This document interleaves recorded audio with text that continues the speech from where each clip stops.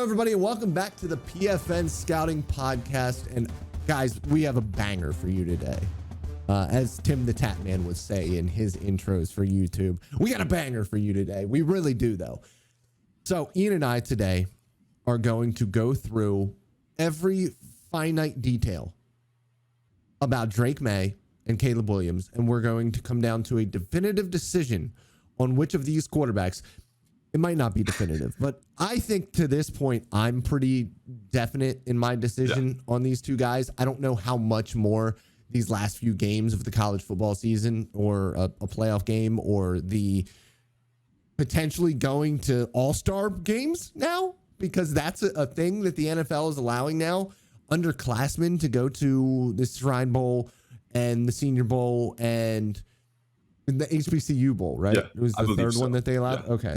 So we might get to see these guys in an all-star event, which would be insane. But before we get into Caleb Williams and Drake Maye, I have to ask Ian, how are you doing today? Doing good. I'm really excited for this one. I was shaking my head because I always sit on the fence. That's one of my primary flaws. Yeah, we can't do that. We can't do that. I can't do that. I have to. It's my nature, Dalton. It's so hard. It's hardwired in me. So I'll try and get through it today. But we're gonna have a great discussion. You're just the Midwestern in you. It is. You can't get rid of it. I am so non-confrontational. It's a problem. I swear. Like I need to work on that. But today we're gonna talk through it, and maybe Dalton will say something that gets me over the edge. There's so few people in the world that you can look at and then be like, yeah, I need to be more confrontational than what I am. All right, now let's get into it. I mean, how do you want to go about it? We didn't really talk about like the structure of what this podcast was going to sound like. Like, how do you want to go through this? Do you want to just kind of talk about one, talk about the other, and then talk about which one we like more? Do we want to talk about which one we prefer right now? Do we want to go through trait by trait? How do you want to do this today, Ian? I don't know, man. I was, the most recent games are the freshest in our minds, right? So we can start with those potentially, like what Caleb Williams showed against Washington, I think was one of his better games of the year. And, that's saying something because he always puts on great tape. But we can start with that. We can just, start with our general takeaways. I mean, it's hard to know where to start with these guys. That's the problem because we've been talking about the QB1 discussion for the better part of the year now, even in the summer. It started out with people were pretty sure that Caleb Williams was the consensus number one. And then, as you watch more of the tape, it's like Drake Maye is probably closer than we're letting him on. You're right. And so then heading into the year, I know my stance was that it's 1A, 1B. And that's kind of how it's stayed for some people so far. It's been up and down. There's the Notre Dame game for Caleb Williams. For Drake Maye, there were some of the lapses in decision-making early in the year that we covered extensively. And then now Drake Maye has been on a heater. Caleb Williams tore up the Washington secondary, right? So it's tough to know where to stand with these guys. So I guess just to start, the most recent impression for you, Dalton, from this past week against Washington, what was it for Caleb Williams? I thought he was good, but my issue with Caleb Williams this entire time has been the down-to-down consistency with playing within structure. And it's just, it always comes down to his desire, not even a desire, but a need to be a playmaker, a need to hit the downfield pass, to create when he doesn't need to create, the leaving clean pockets and things of that nature that still showed up even in a really good game against Washington. Now, there's other things that you get from him that you don't necessarily get from Drake Maye. And I think Drake Maye is, the 6'4", 230, really good athlete and can hurt you with his legs as well. But man, Caleb Williams is a special runner in the way that Patrick Mahomes is a special runner. Yeah. You wouldn't look at either of those guys and say, wow, like what a freak athlete. But both of those guys are endlessly deceptive. And when you look at Caleb Williams, he put on one of the slowest, but at the same time, most devastating spin moves I've ever seen in my entire life. It was mesmerizing, man. It was mesmerizing. It was. It took 37 seconds for him to spin around, but he made that dude look foolish along the sideline. And that's what you get from Caleb Williams. It's that innate playmaking ability that other guys just simply do not have. But I'm consistently frustrated with him throughout the course of a game when they run a ton of mirrored concepts where the two outside guys run vertical routes, the two inside guys run quick stopping routes, and at the college level you have a bunch of apexes that are playing 10 to 12 yards off. And there's the inability to just make the decision on 1st and 10 to just take the 5-yard pass. Mm-hmm. It's given to you pre-snap. That decision is made for you. And yet you still have to peek at that vertical before you do anything else. And then you peek at it for a little bit too long and you allow that apex defender to drive down on that. And then you have to try to create after that. Mm-hmm. Just take what the defense is giving you. And at the college level, because he is such an innate playmaker, and because he has the elusiveness that he has, he's able to get away with it. There's times where he can't get away with it, like when he tried to create something out of nothing, tried to roll out to his right, and he ended up fumbling the football, taking a sack.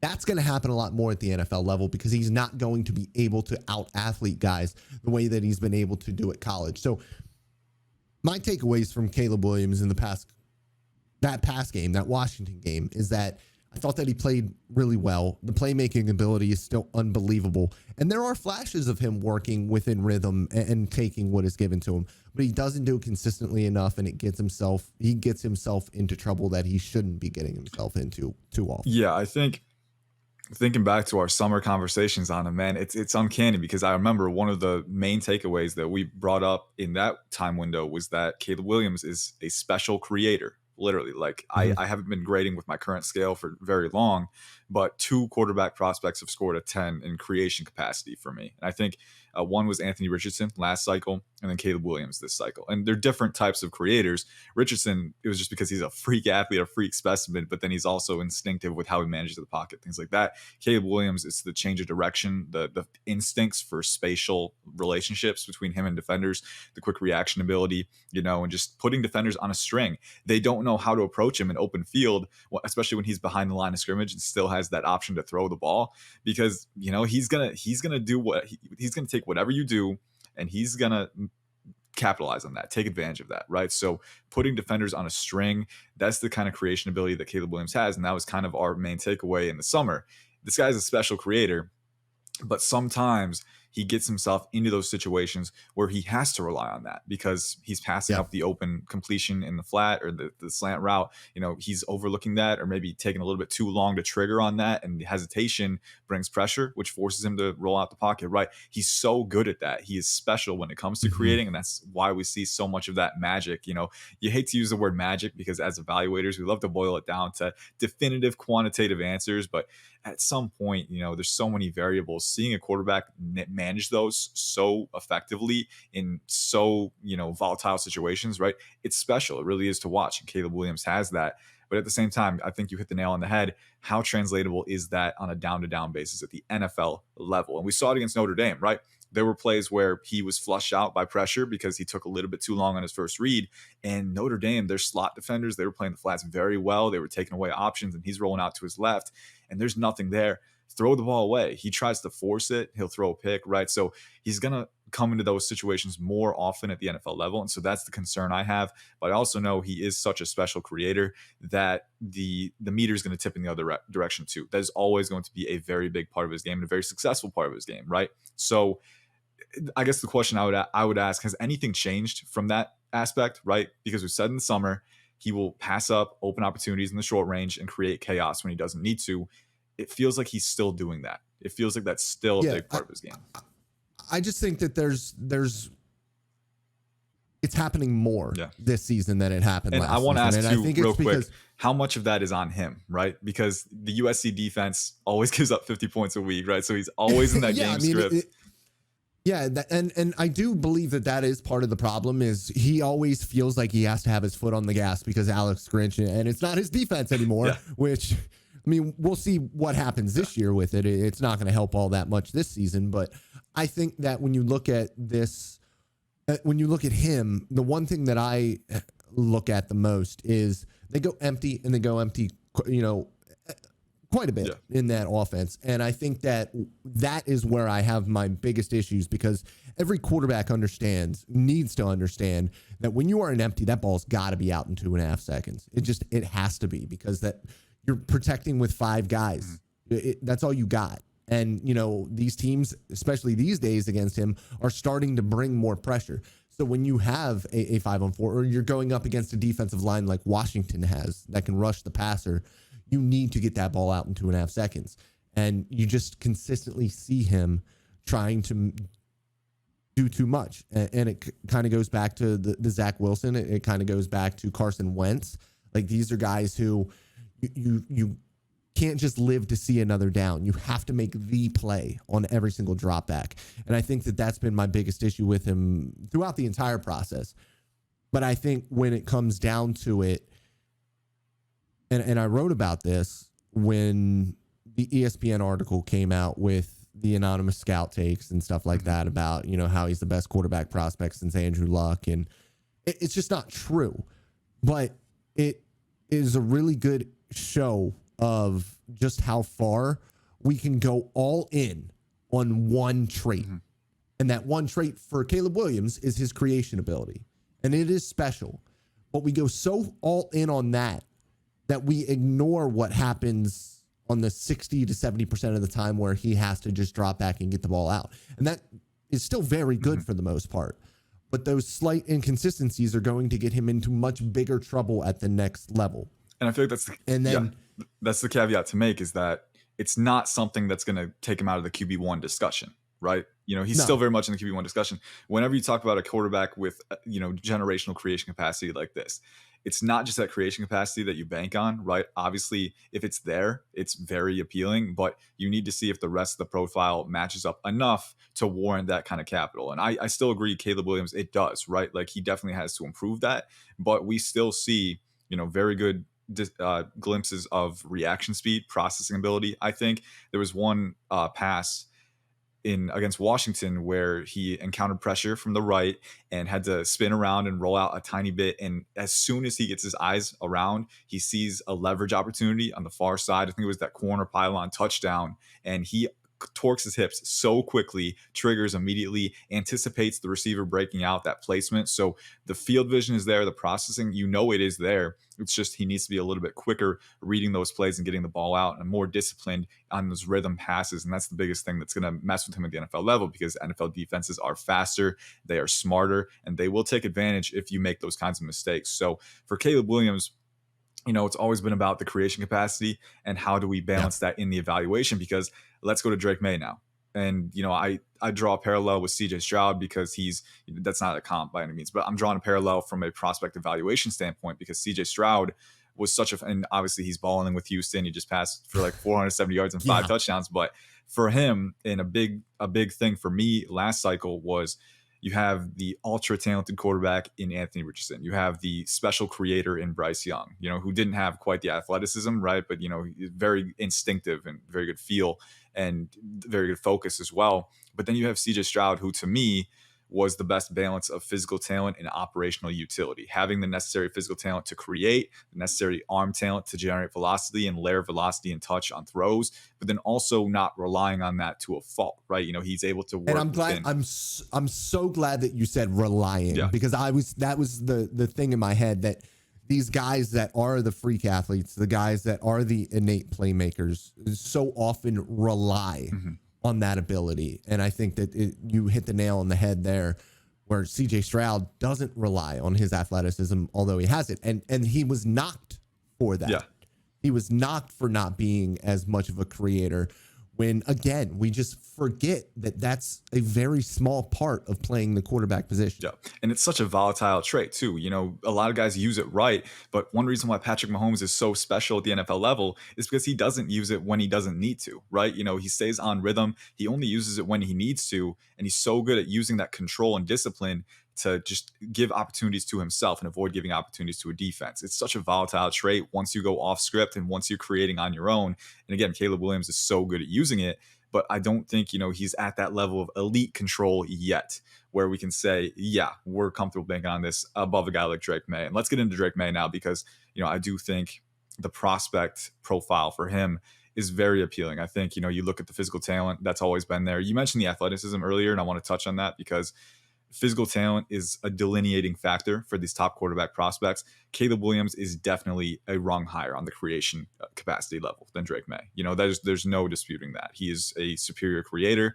Drake Maye is more of that, kind of like a tight end, right? Where, he's 6'4", 230. He's got really good size adjusted athleticism, and he can get out in space when he needs to, but he's not going to make you miss quite as often, right? Yeah. It's more of that straight line speed, and he has enough to create space in the pocket too. Like a very good athlete, very good functional athlete. But Williams is just on a tier above when you talk about creation, change of direction, agility, things like that. So, that is a separating factor. But Drake May, for me, so far this season, I think when you look at that balance of physical talent and operational utility, right? Having the talent to expand your utility within the pocket, but then also enough to create off platform and off script.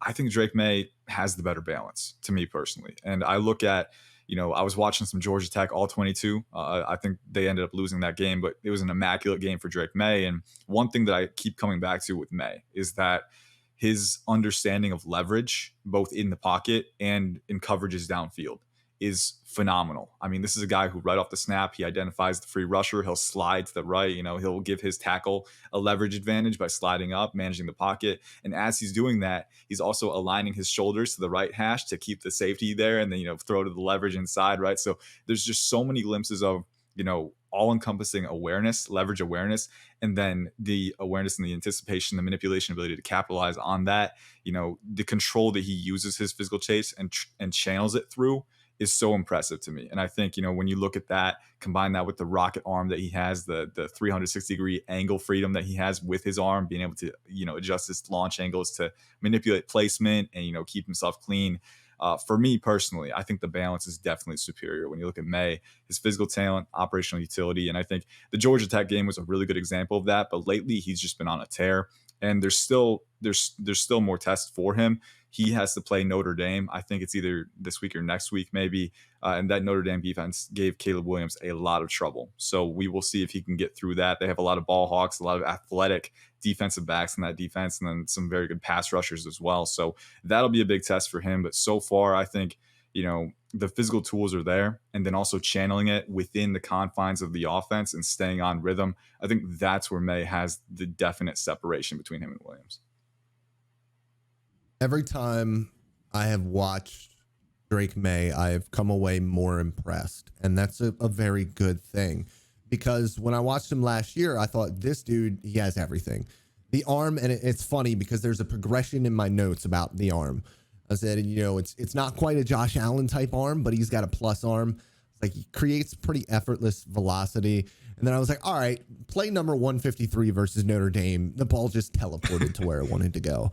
The torque he creates is unbelievable. The release is lightning fast. And then I put plus arm. That's all. That's all in the note. Plus arm. And then play 39, cross body, bang 8, unreal throw. And then he had a throw against Georgia Tech. And Georgia Tech, I tweeted it out. It was like watching a 7-on-7 because he actually got a little bit of protection against Georgia Tech. And you don't really see that very often in the North Carolina offense. He got protection, and it looked like he was playing against air. The throws that he was making downfield, I mean, everything was just on place. And he had a throw where he was kind of fading away. And it was a seam throw. It was like a 25-yard, 30-yard seam throw that he was fading away from. And it had absolutely zero air underneath of it. Like, this dude's arm is legitimately unreal. But it's the other stuff that he's improved upon this year that really gets me excited. It's, the fading into his left tackle on throws to the left side that he did so often last year that he's not doing anymore. It's the ability and the willingness to get rid of the ball and find your check down, know where your check down is, and to hit it in stride so you can get him a little bit of yak. But I think the biggest thing for me that has kept him, because honestly, if it wasn't for still possessing the bozo gene, he might be the best quarterback prospect that I've ever watched. I mean, he has literally everything you could want. On top of being in a situation in North Carolina that isn't a great environment overall. So he's somebody who is facing pressure a lot. He's somebody who is getting rid of the ball quickly at an NFL pace. He's somebody that you can see the processing ability is there. He can throw to both sides. His sequencing to both sides is really good. He's pretty consistently accurate. And I think that there's times, when I was watching him against Miami, when I was watching him against Virginia, where some timing throws were a little bit off. That can be partially him, that could be partially his receiver, but the mechanics are there for him to be a very accurate passer at the next level. Like, it's all there. And if it wasn't for a couple plays, once a week, once every couple of weeks, maybe twice in 1 week, where he just loses his effing mind and throws an awful ball straight to the defense. Aside from those plays, I think that Drake Maye is the best quarterback prospect that I've watched since Trevor Lawrence. And I think that he could be right there with him. I think that Trevor was a little bit more progressed just because, a lot of playing time, a lot of really high-end playing time at Clemson. And you could see it with him. And the pocket maneuverability with Trevor Lawrence is still sublime, the way that he handles pressure.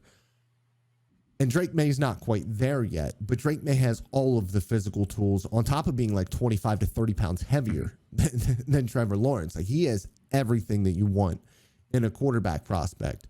And I think the creation ability from Caleb Williams is unbelievable. But when you were looking at the entire package, I find it hard to bet against. And this is the other way that we have to look at this. The draft is not just throwing darts at who you think is going to be the best. And we have to understand that. It's also about risk mitigation. And who can you look at right now and say, I think that dude has a better chance not to fail. And I think that guy is Drake Maye. Yeah. I think that there is more volatility in the potential of Caleb Williams at the next level than there is with Drake Maye. Mm-hmm. I'll be honest, I did not expect to hear such an emphatic endorsement. So I'm very happy right now. I'm very happy right now. And I want to be clear, like the Virginia game, the Miami game, they were really good. Yeah. They weren't outrageous. It wasn't unbelievable quarterback tape. I think that Georgia Tech was some of the best quarterback tape I've seen. But again, he was in an environment that allowed him to show some of the things that Caleb Williams gets to show or got to show on a weekly basis for so long. Yeah. Where he had 3.5, 4 seconds in the pocket. But when you watch Drake Maye do it in this North Carolina offense, it's a lot more anticipation. It's a lot more traditional NFL concepts, and he's doing it at a very high level. Like you said, his knowledge and diagnosis of leverage is unreal because some of these throws that he is making before guys are even close to open. Yeah. And he is ripping darts in there at 20 to 25 yards over the middle of the field in between 3-4 defenders like it is nothing. So those are the types of throws, and we can sometimes get a little bit carried away with guys who are so good in the intermediate and kind of forget about the short area stuff. But he's just as good within 5 yards of the line of scrimmage as he is in those areas of the field. And I think that more than anything, that ability in the quick game and the intermediate is like a supercharged version of what we saw from Justin Fields as a passer at the college level, where the quick game was never really there with Justin, but he was an absolute assassin in the intermediate areas of the field. And you're seeing this with Drake Maye, except he's got an even better arm and he's much better in the quick game. So as a passer, he should already be there when he gets to the next level, on top of having to deal with pressure all of the time. Yeah, it's one of those things where, and to be clear, pressure, I think, is one of the areas where he can still improve the most. I think he's very good there. He's definitely improved at managing the pocket. There are a few reps that I've seen so far this year where he will drop his eyes a little bit too soon, or maybe he's a little bit late to go from progression 1 to progression 2. And there's times where you just have to say, okay, this is a dead play and take a sack. Exactly. And I think a lot of young guys especially really struggle with the need to take a sack sometimes. Because you see some guys who take way too many sacks. And I think the guys really, really want to avoid those drive-killing plays. But fumbling the ball while you're trying to scramble is a real drive killer. Whereas a sack is just, you're probably going to be in 3rd and 14. Yeah. So even then, like if you can't get the ball away, like usually you want to get in a position where you can, but even then, like you gotta have that discretion of what's the best play that I can make out of a bad situation, right? And that's something that Caleb Williams can improve at too. I mean, they're young quarterbacks, right? So it's kind of an expectation for them. It's not really something you knock on them too heavily as long as it's not a debilitating issue. But it's definitely something to expect. Going back to the risk propensity, because I think that was a really great point that you made, especially when you're investing top three capital on these guys, right? Like it's not just about, and that was something that the Jets figured out with Zach Wilson, right? And I'll be honest, I was very high on him too, right? So that was a learning experience for A me. lot of people were. Exactly. So it's like the dude is very talented, right? But can he operate in structure? Can he operate within the confines of the offense, keep things on rhythm, or does he rely on that creation ability to a fault? And I think with Wilson, we've learned that's what it was. He was never able to get that rhythm down, never able to see the field quickly enough at the NFL level, and we've seen what's been the result of that, right? So we know if you have top three capital riding on that, you need to not only look at the talent and the creation ability, but also at the risk aversion. And I like to look at it as, the opportunity cost of development, right? You have guys who are very talented, but which one is a little more stable, a little more dependable within the confines of the offense, within the structure, within the pocket? For me, that's definitely Drake May. And I think we've talked about that. But then also at the same time, the dude is crazy talented, right? Like I feel like, especially in the summer, that was something that got lost a little bit because Caleb Williams is such a special creator. Sometimes that gets lost in his shadow, but Drake May is a very good athlete. And I think for what we've talked about for the functional use of quarterback play, this is a dude who does have the speed to roll out from the pocket, operate on boot actions. This is a guy who is extremely natural throwing off platform. I mean, it is absurd for him how he's able to adjust his arm angle, torque his hips, even rolling to his left against his dominant hand. It is so natural for him. He had a throw, and I can't remember which game it was in that I just watched. It was either Miami, UVA, or Georgia Tech, but he skirted pressure, and he was pressing the line of scrimmage. And I don't know how he saw it, but he had a guy in the flat on the left side, and he was like at the right hash. And he had a guy on the left side, and he just head up real quick, whipped it out there as he was pressing the line of scrimmage.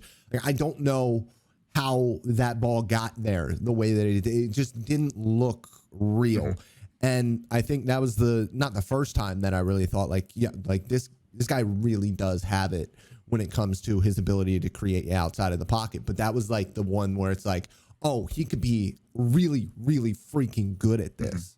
Yeah, it's uncanny for his size, to be able to be that fluid with your mechanics and your torquing, but then also the vision, to understand where are my opportunities, where can I go? And he has that as well. I remember, all the way back to that South Carolina game, rolling to his right, kind of shooting his eyes out to the right a little bit to, fake out the defense and then hit back inside of the tight end who's coming across on the crosser, right? So it's, just those little instances where, and you see that in structure too, but that quick diagnosis, that quick processing ability, just the ability on bare bones to understand what you're seeing very quickly is definitely there with him. There's another throw against Georgia Tech where, it's a speed release, a crosser from the right side, nothing major, but right away, Drake May sees that leverage advantage. At 3-step drop, he sees the leverage advantage. He's like, all right, I got what I want. And then you see him, his eyes are directly forward. He's got the single high safety. He is staying forward and he drifts a little bit to the right a bit, to drag that safety across the field. And the safety's like, should I trigger on the crosser? Maybe not, because he's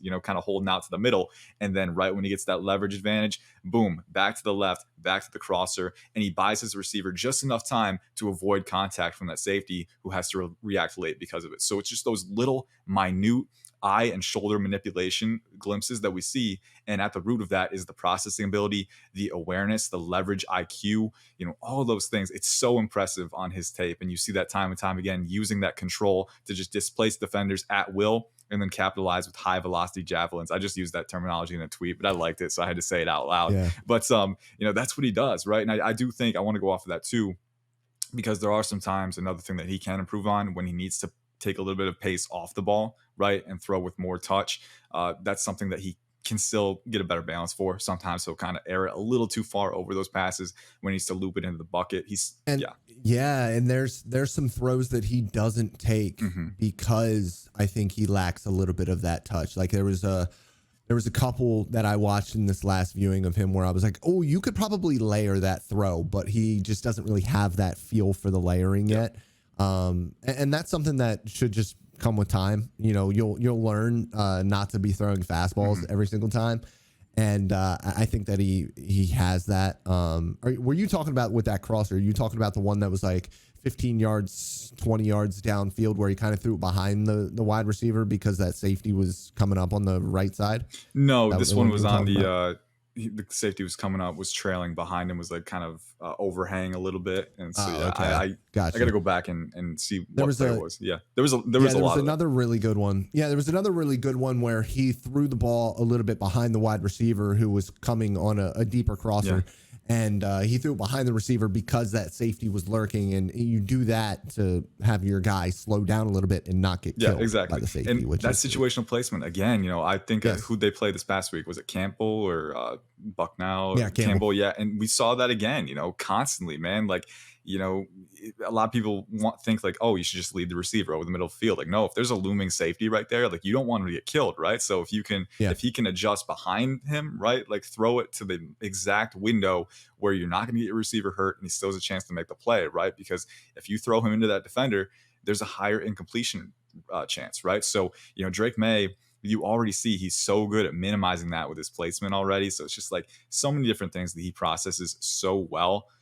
So you're willing to work with the accuracy a little bit, on those touch throws, the balance of pace and touch. It's not there as much with him as it's been with other quarterback prospects in the past, but all the tools are there to work with, and the understanding of leverage is there to work with. So it's just weaponizing that a little bit more, giving him the confidence to do that, and that'll come with practice reps at the NFL level. But what it boils down to is the guy has the physical talent, and he has all of the building blocks within the pocket to operate an NFL offense extremely efficiently, but then also create when he needs to. And I think that goes back to, kind of the statement we made at the very beginning, which is, the best Yeah. quarterback prospects have the necessary talent to elevate their offense and create, but they don't rely on it to a fault. And I think that's the argument between May and Williams. So just definitively, we were talking at the beginning of the podcast. I might not be able to go definitively, and I still do think it's a 1A 1B conversation on the broad scale, right? Like if you are more confident in Caleb Williams' ability within the pocket,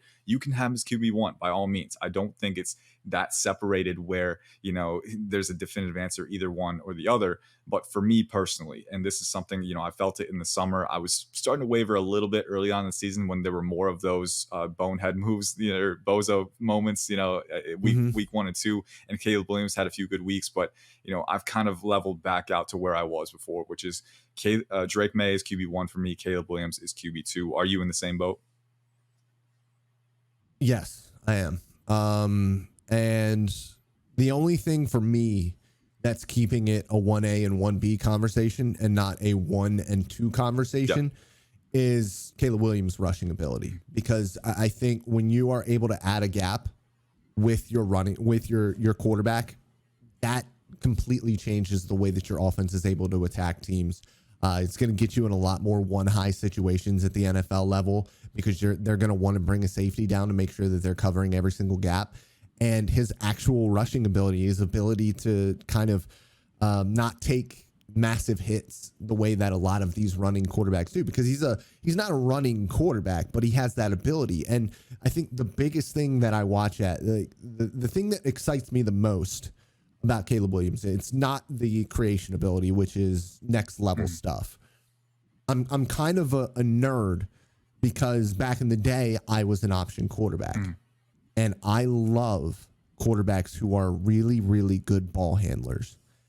And Caleb Williams, his mesh on option is unbelievably good.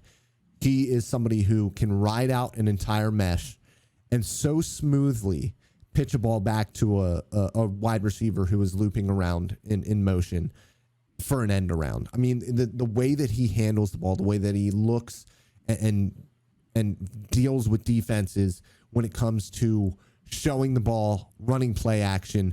I think that that's something that at the next level, playing from under center, he's going to be able to absolutely make guys look foolish.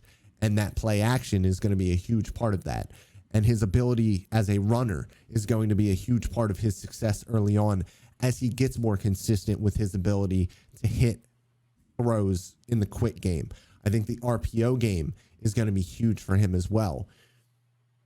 The problem is I look at the other side of the coin and we have a 6'4", 230-pound quarterback who can run as well. Now, I don't think he's as natural of a runner, but I think that you would be foolish not to take advantage of his athleticism more than North Carolina does. He runs, but he doesn't run all that much. Not from design plays, at least. Most of his runs are on scrambles where he has a clear hole and he takes off. I think that Caleb Williams is so natural at it, and he's so good at not taking big hits, a lot like Kyler Murray in that respect, to where I think that he's still, going to be an immediate guy who improves your football team. Even as he grows as a processor and a passer at the next level, I still think that he's going to be good right away. And I think that Drake Maye is going to be good right away. And so the ceiling question is difficult, because I think both of these dudes have super high-end ceilings. And for me, again, at the end of the day, who do I trust more? Right now, I trust Drake Maye more just because I see him in an environment that mimics an NFL-level offense. And I don't see that as much, and you never have seen it with a Lincoln Riley quarterback. Yeah. And it goes back to, as well, which one do I trust more, to hit that 3-step drop and just, hit the slant route or the short curl, in a timely manner, or hit your check down when you're getting pressured, right? I trust Drake Maye more, and then he still has the physical talent to have that super high ceiling. So then the decision becomes a little bit easier, right? It's like we're not sacrificing too much on the top end because he still has an elite arm. He still has very good size-adjusted athleticism. The off-platform ability is so smooth and natural. And at the end of the day, he's a good pocket operator. He is a very anticipatory thrower.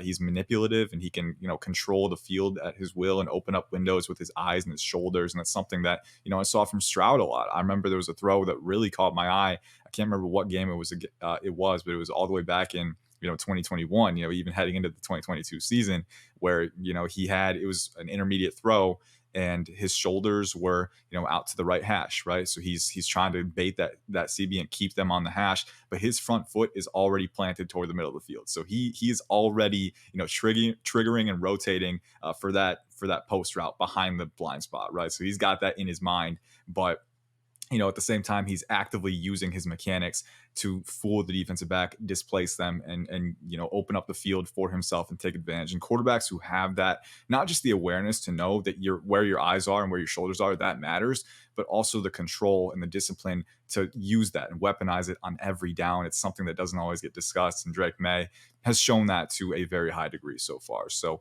for me, that's a very big separating factor. But I love that you brought up the ball handling for Caleb Williams as well, because especially with modern offenses, Miami's Tua Tagovailoa gets discussed a lot. Like, that's something that can really add multiplicity to your offense as well. And I do agree, Drake Maye, another thing that I do think the ball handling isn't quite as natural for him, and a little bit taller, so the ball carriage, the ease of motion isn't going to be there. But with Caleb Williams, it's that ball handling coupled with his ability to be a threat as a runner, right? Defenses have to respect that, and that just puts you in such a bind as a defense when you don't know what to expect, and he's able to exploit that. So there's elements of separation for both guys again, and it's just that's the only thing keeping it from being 1-2 as opposed to 1A 1B. But I have a feeling that's how it's going to be all the way to the end, and I'm just super excited to see who goes number one, where they go, because I think, as you mentioned, I think they both have the tools to withstand adversity at the NFL level and be successful at the end of the day.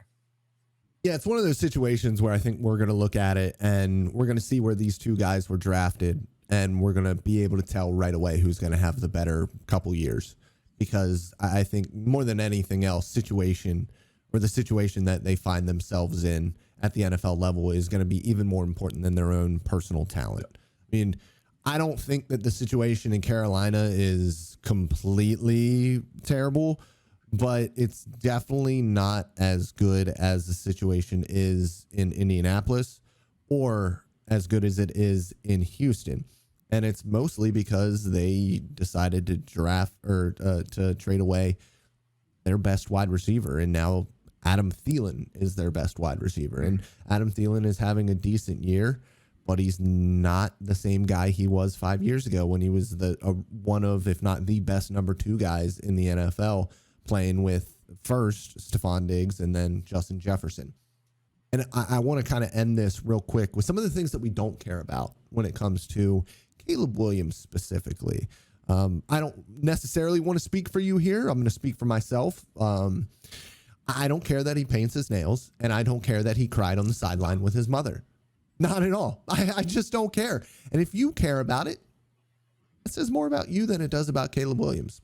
Yeah, I put a tweet out there, kind of saying the same thing. Like, and I will say a lot of people were bringing up because apparently last year, remember when Max Duggan was crying at the interview thing, and I guess Caleb Williams quote tweeted it and said "lol" or something. He deleted the tweet and then clarified it after. Whatever. It was a year ago. These are young guys. I'm not gonna get on his case forever for that, right? And at the end of the day, he cares a lot. He's a very tough competitor. We saw that in that Washington game. Like he was doing everything he could to keep them. Can you imagine playing that football game the way that you did and just not having a chance to win it because of your defense? Painful, like man. It's got to be unbelievably frustrating. But for general managers too, like it's not even a conversation as to whether it's an issue that he's crying. I mean, he's emotionally invested in the sport and winning, and that's exactly what you want from a franchise quarterback. Now, a decade ago, Tim Tebow was a hero for his crying speech. So I don't understand what the difference is.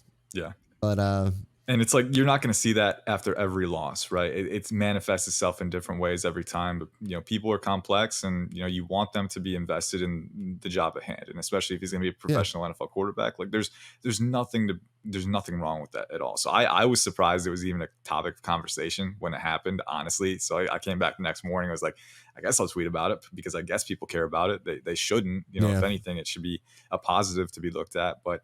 It's never a bad thing to feel emotion, just in sports or elsewhere, right? I think to be the best version of yourself, you need to feel emotion fully. And I think that goes back to, these quarterbacks, these prospects who are trying to become the best version of their self.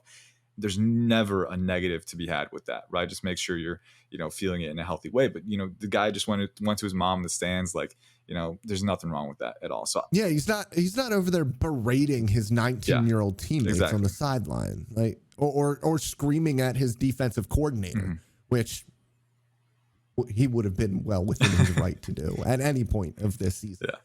So yeah, we both prefer Drake Maye over Caleb Williams at this point, and I think that's kind of gonna be the consensus by the end of the season, and guys really get into, because it's still a slow time. The NFL draft is still not at the forefront of everything because the NFL season is still very much in the middle of it. And I will say, for an NFL evaluator standpoint, I expect it to be split. I think Drake Maye fits the prototypical mold better. I think he has the tools. I think the tape is a little bit better within structure right now. But we have seen teams fall in love with that elite generational creation capacity. We have seen that happen before. And I think Caleb Williams is a solid prospect outside of that too. So I don't think it's a mistake like it was with Wilson, right? I think, you're well within reason to fall in love with that and bank on that. But right now, if you look at the tape, the diagnostics, I think there's a strong argument to make that Drake Maye is the more complete prospect. So I expect it to be split. We'll see what happens. But bottom line, we don't know who's going to go first. It's going to be exciting to watch. It will be exciting to watch. And guys, I hope that you enjoyed this episode of the PFN Scouting Podcast. I hope that you guys give it 5 stars on whatever podcast platform you guys use. And if you guys are watching this on YouTube, looking at my Goku shirt, make sure that you guys leave us some nice comments underneath the video. And always, always remember, guys, that I love you. Goodbye.